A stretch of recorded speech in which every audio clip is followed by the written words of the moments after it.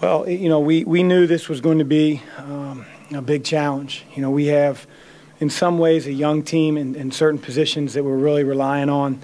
I know that it's not easy to come here and get a win. We were scared to death coming in with their ability to shoot the three. It hasn't been one of our strengths over the last couple of years, defending the three. But I thought as the game wore on, our ability to not turn the ball over and get Michigan out in the break, which was Elon's undoing, and then our ability to really establish ourselves in the glass. Early on we were down 7-1, sort of looking around like, man, these guys are big. Dawkins and LeVert and guys that are playing the 2 and 3, being 6'6", 6'7". But as the game wore on, I thought we did a much better job on the glass. And to get 18 offensive rebounds, we needed them because we didn't shoot a great percentage other than our free throws. And when you go on the road, you have to keep your turnovers down. You have to shoot a high percentage from the free throw line to end the game. And we did a terrific job in that area. I'm really proud of our team. It's early on in the season. We got a long way to go.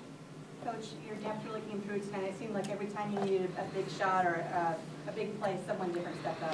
It was good. It was great to see. The play that specifically sticks out is I think they cut it to 1 maybe, and they went back into a 2-3, and we ran a little zone set and freed up our fifth-year senior who's been, in this building, and he's been in Big Ten games. And for him to knock that 3, Remy Abel, from the wing, just sort of, I think, told our team that, hey, we're here to stay all the way through the end. And I think it told Michigan that too. And they knew they were in for a game. And it's a good feeling. And again, we've got a long way to go. And I want to play some more guys on our team. But I think that time's coming here with a preseason tournament game or preseason tournament after the NKU game on Monday. What do you think the impact is on the team to be able to come to its first road game and be a top 25 team? Well, it just shows that, if we're committed to continuing to get better like our team did a year ago, that we can play with a lot of really good teams and compete. And we're going to need to because the Big East is really, really good. And, so is Michigan. They'll get better. I mean, obviously Zach is, coming off injury. He's probably practiced 40% of the time. Same with Spike. I mean, they're a little bit banged up, and he's just trying to figure out his rotation. But hopefully he can figure it out after today. They're really good. Karis LeVert, I don't know how you guys kept him here as a senior. Be thankful. You said your team's able to establish itself in the second half of the glass. What changed? I don't really know. I do think that they switched more defenses than they did in the first half.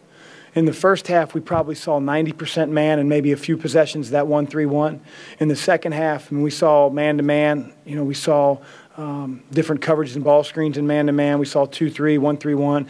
And sometimes, it sort of gets you out of rhythm when you're a defensive team on what my assignment is when the shot goes up. And, again, I think we pride ourselves on being a team that gains extra possessions through offensive rebounds, and we've really hammered it home in the preseason. It was good to see that it came out on a floor that we needed it to tonight. It's happened in the past where LeVert scored a bunch of points and then all the auxiliary pieces were kind of quiet and ended in losses. Was there any kind of thought to that of, LeVert kind of gets his and shut down the extra pieces or anything?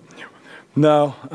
I wish I was that smart, to use analytics and do those type of things. But I was scared to death of every player they had out there. And, when you see Derek Walton do what he did last game, shooting the ball from the perimeter, when you see the kid, Duncan Robinson, I believe, it's overwhelming. Zach Irvin, to me, he's an all Big Ten type of player.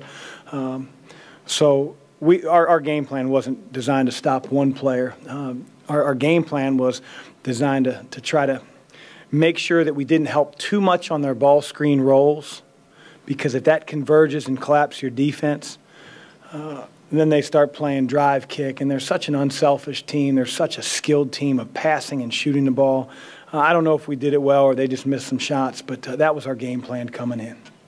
Jalen still had foul trouble tonight, but did you feel like you got back to kind of playing the way that Jalen plays? Yeah, we tried to get him going. Obviously, we ran the first play of the game to sort of catch and rip from the perimeter, and he got an and one. He missed a foul shot, but we just wanted to get him going, and that's nothing different. I mean, that's something we've been trying to do the first couple games, but maybe a few different ways to get him the ball rather than, put him on the block where he's been getting double teamed and whatnot. But yeah, for us to beat teams of this ilk, we need Jalen to play well. We need him to play well, and he played well. Foul trouble. I mean, there are a lot of players in foul trouble. You go down Michigan's bench, you go down our bench. I mean, it's 2015 college basketball right now. We got to adjust. Thank you.